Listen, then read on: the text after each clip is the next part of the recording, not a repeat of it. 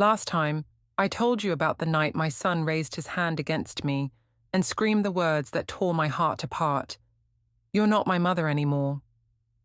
I thought that moment would be the end of me, that nothing could hurt more than hearing those words from the child I gave my whole life to. But I was wrong. That moment was only the beginning. What followed tested me in ways I had never imagined, dragging me deeper into a darkness I didn't know a mother could endure. Please listen closely, because the part of my story I share today is where the real nightmare began. After that night, the air in our home became heavy, poisoned. I walked through the rooms like a ghost, uncertain of my place. He no longer acknowledged me. Days would pass without a single word between us. I would leave food on the table, but the plates remained untouched. Sometimes he didn't come home at all. When he did, it was long after midnight, and his eyes were glassy, his laughter hollow. The neighbors noticed. They always notice. When I walked to the store, I heard whispers follow me like shadows. Her son is out of control. She can't handle him. Some said he was stealing. Others claimed he was drinking. I didn't know what to believe anymore. All I knew was that the boy I had raised with such care, the boy who once clung to me for comfort, was slipping away faster each day. I tried everything. I wrote him letters, leaving them on his pillow, pleas for him to talk to me, reminders of our memories together. None of them were ever acknowledged. I prayed every night, my knees aching on the hard floor beside my bed. But my prayers felt unanswered, as though the heavens themselves had turned their faces from me. One afternoon, I came home from work to find the front door wide open. My heart stopped. I rushed inside, calling his name. No answer. The house was in disarray, drawers pulled open, cabinets left ajar. My first thought was that we had been robbed. But then I noticed what was missing: the money jar from the kitchen cupboard, my jewelry box, even the watch his father had left behind, the last piece of him that remained. I knew then, it hadn't been strangers, it was my son. When he finally came home that night, I confronted him. My voice shook, but I forced myself to stand firm. "You stole from me, from your own mother." He didn't deny it. He only shrugged. "I needed it." "You took your father's watch," I said, my throat tightening, "the last thing he left for you." For a moment, something flickered in his eyes. Guilt, perhaps, but it vanished as quickly as it came. "It was just a watch," he muttered. I wanted to scream. I wanted to shake him until the boy I knew came back. But instead, tears filled my eyes. "Why are you doing this to me?" I whispered. His answer was cold. "Because you don't matter anymore." The words sliced deeper than any slap. I tried to reach out to the pastor again, but even he seemed hesitant now, his words softer, his eyes uncertain. People had begun to avoid me, and I knew why. No one wanted to be near the mother who had lost her child. At work, I overheard women gossiping, their voices sharp. "It's her fault. She should have been stricter." "Some mothers just don't know how to raise boys." Their judgment pressed down on me until I could barely breathe. I carried not only the weight of my son's rejection, but also the shame of a community that had already condemned me. But even through all of that, I still loved him. I still hoped. I told myself he was just lost, that somehow, some way, he would find his way back. One night, I heard noises outside and looked through the window. My son stood in the yard with a group of older boys. They passed a bottle between them, their laughter echoing in the dark. My son looked so different. His shoulders slouched, his face hardened. He seemed older, but not wiser. He seemed broken, and he didn't even know it.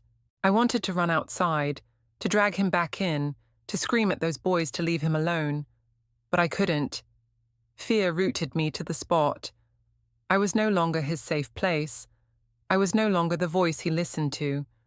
I was just a shadow in the window, watching him disappear. That night, I realized something terrible. I was no longer just his mother. I had become an obstacle in his life, and obstacles he was learning to destroy. Still, I refused to give up. I refused to let the darkness swallow him whole.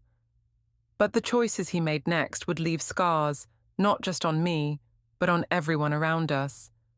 And if you think a mother's heart cannot be broken more than once, wait until you hear what came next, because the cruelest wound was still waiting for me. The weeks that followed blurred into one long stretch of fear and exhaustion. Every day I wondered what version of my son would walk through the door, if he came home at all.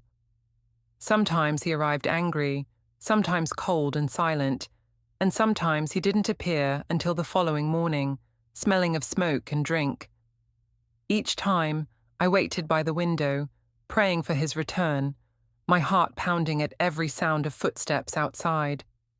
The money in the house disappeared more often.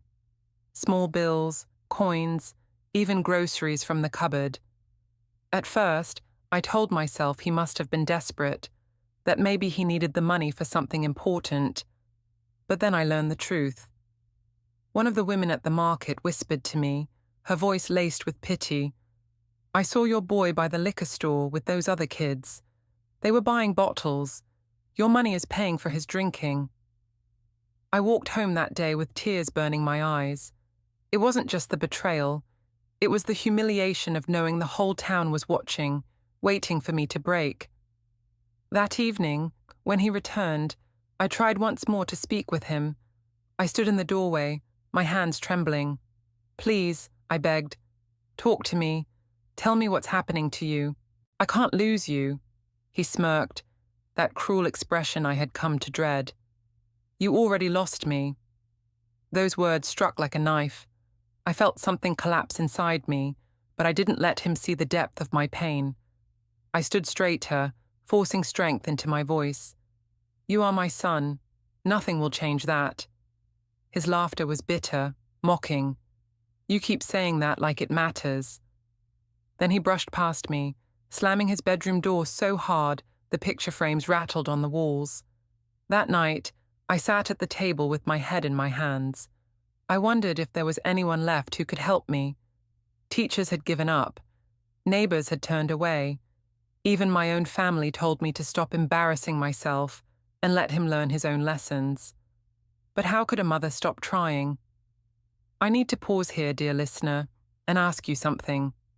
If you were in my place, if your own child turned against you, stole from you, humiliated you, broke your heart over and over again, what would you have done? Would you have thrown him out, let him face the world on his own? Or would you have clung on, even as he pushed you away? Tell me in the comments, because I wonder every day if I made the right choice. But at that time, I couldn't let go. I couldn't send him into the world alone, not when I feared that world would devour him. Then came the night that shattered what little trust I had left. I was asleep when I heard noises from the kitchen. My heart raced. I thought maybe it was a break-in. I crept from my room, clutching the edge of my robe, and there he was, my son. He had pulled open every drawer, tossing things onto the floor. My purse lay open on the table, empty. "What are you doing?" I whispered. He turned, startled, his eyes wide for a moment before narrowing into defiance. "I need money," he said flatly. "You've taken everything already," I pleaded. "I don't have more to give." He stepped closer, his face twisted with anger. "Then find some. Borrow it. I don't care. Just don't get in my way." I stared at him, unable to believe this was the same child who once clung to my hand when crossing the street. My voice cracked as I whispered, "I am your mother. You can't treat me like this." His response was silence at first, a silence so heavy I could hardly breathe. Then he shoved past me, storming out into the night, leaving the door swinging open behind him. I stood there in the cold air seeping through the doorway, my whole body trembling. I wanted to chase after him, to drag him back, but my legs would not move. For the first time, I wondered if the boy I had raised was gone forever. The next morning, I found out where he had been. The police came to my door. They told me he had been caught with the other boys, vandalizing a store. My heart sank as the officer explained the damage.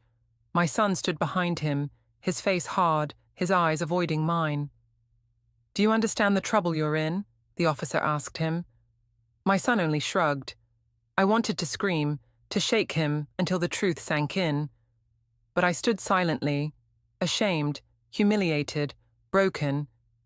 The officer warned me that if it happened again, there would be serious consequences. When they left, I turned to my son, desperate to reach him. "Why are you doing this? Why are you destroying your life?" His reply was cold, sharp, unforgettable. "Because it's my life, not yours." And with those words, I realized I wasn't just fighting for my son anymore. I was fighting against him. But the war was only beginning. The night he first ran away is carved into my memory as clearly as a scar. It was a Friday evening, and the air outside was thick with the promise of rain. I had come home from work exhausted, my body aching, but I still cooked dinner. Roast chicken again, hoping the scent might soften him, remind him of birthdays past.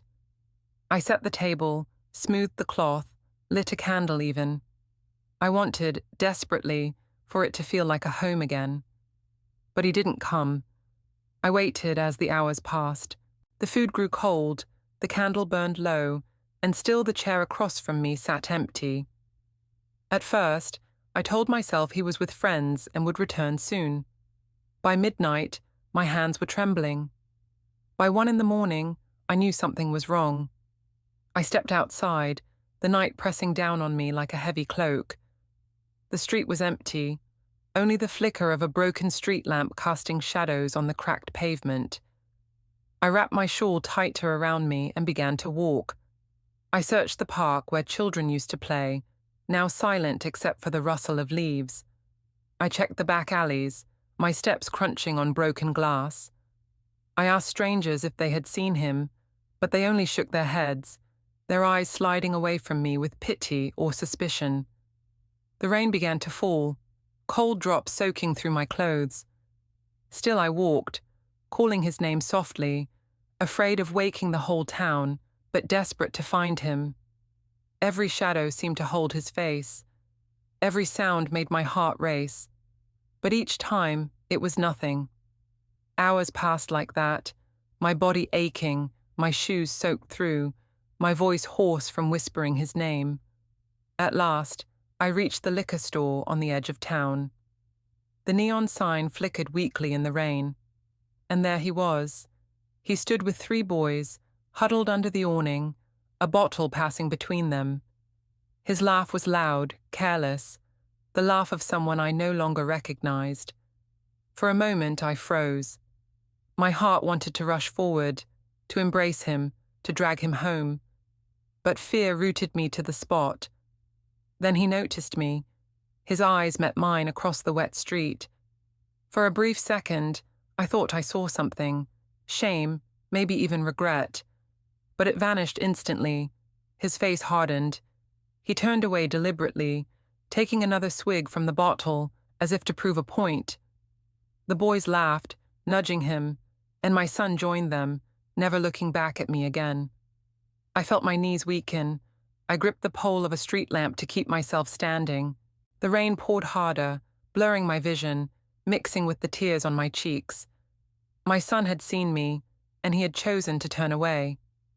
That cut deeper than any slap, deeper than any cruel word. I walked home in silence, my body heavy, my heart hollow. When I finally reached the house, dawn was breaking. I collapsed into a chair, soaked and shivering. The clock ticked loudly in the quiet room, each second stretching endlessly. Hours later, he came home. He walked past me without a word, without even meeting my eyes, his clothes damp, his steps unsteady. He shut himself in his room, and once again, I was left in the silence of a house that no longer felt like mine. That day, I realized I could not keep going like this. Something had to change.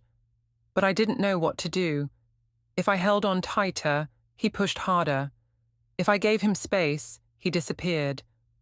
I was trapped in a cruel game I could never win. I went to the school again, begging for help. The teachers told me their patience had run out. He doesn't listen, they said. He skips, he fights, he disrupts. There's nothing more we can do. At work, I overheard whispers again. She should send him away. Some boys are just rotten. My cheeks burned, but I stayed silent. What could I say? That my boy wasn't rotten, just lost, that he was still the child who once clung to my hand. No one would believe me anymore. That night, I prayed harder than I ever had. I knelt by my bed, tears streaming down my face, my voice breaking as I begged God to bring my son back to me. Please, I whispered, don't let me lose him completely. But the only reply was silence. And then, only a few nights later, came the moment that would crush what remained of my hope. A moment when not only my son, but strangers too, would stand against me.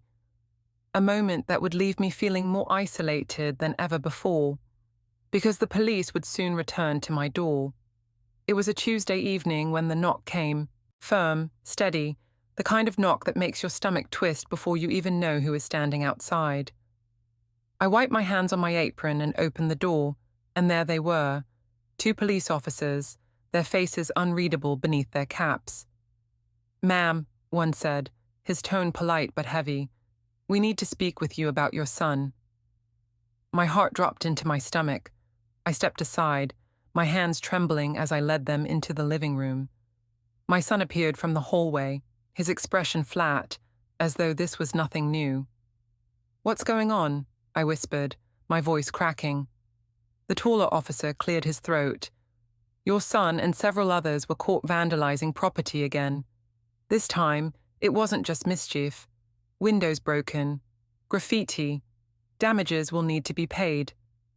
I turned to my son, searching his face for denial, for even the smallest flicker of remorse. There was none. He only crossed his arms and looked away. "I'm sorry," I stammered, my cheeks burning. "I didn't know. Ma'am," the officer interrupted gently. "This can't continue. If it does, there will be serious legal consequences." His eyes flicked to my son.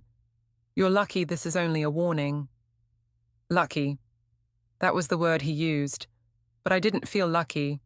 I felt hollow, humiliated. The neighbors' curtains twitched as they watched the officers leave my home. I knew by morning the whole town would be talking. As soon as the door closed, I turned to my son, tears filling my eyes. "Why are you doing this?" I pleaded. "Why are you destroying everything? Don't you see what this is doing to me?" He looked at me then, but there was no softness in his eyes, only coldness. "You think this is about you? It's not. It never was." His words cut deeper than the officer's warning. I felt my chest tighten, my breath shallow. I sank into the chair, my hands shaking. For a moment I thought I might faint. He didn't comfort me. He didn't even stay. He grabbed his jacket, muttered something under his breath, and stormed out the door, leaving me in the silence of a house that felt emptier by the day. That night I couldn't sleep. I kept hearing the knock on the door, replaying the officer's words. This can't continue. My mind spun with fear. What if next time they didn't just bring him home? What if they took him away? What if the boy I had raised, the boy I had loved with every ounce of my being, ended up behind bars? I cried until my pillow was soaked. I whispered into the darkness, "Where did I go wrong?" But no answer came. The next day, the stares from the neighbors were sharper, more blatant. At the market, one woman muttered just loud enough for me to hear, "That boy is trouble. His poor mother can't control him." Another replied, "Poor mother? She made him that way." Their words burned like fire against my skin. I hurried home, clutching my groceries, trying not to break down in the street. But once I was inside, I collapsed to the floor, sobbing into my hands. When my son returned that evening, I tried once more. I begged him to listen, begged him to see the destruction he was causing. Please, I whispered, don't throw your life away. You can still change. We can still fix this. He didn't look at me. Stop pretending you care, he muttered. You're not my mother anymore. The words were familiar now, but each time they tore me open as if it were the first. I wanted to scream, to shake him, to make him see the truth, but my voice was gone. My strength was gone. That night, as I sat alone by the window, watching the empty street, I felt something inside me break in a way it never had before. For the first time, I wondered if maybe everyone else was right. Maybe I had failed. Maybe I wasn't enough. But even as those thoughts clawed at me, another fear grew stronger, because I knew my son wasn't finished. His anger, his recklessness, it was building toward something worse. And I was right, because soon his choices wouldn't just shame me, they would put both of us in danger. If you think a broken heart is the worst a mother can endure, wait until you hear what came next. Because heartbreak was only the beginning.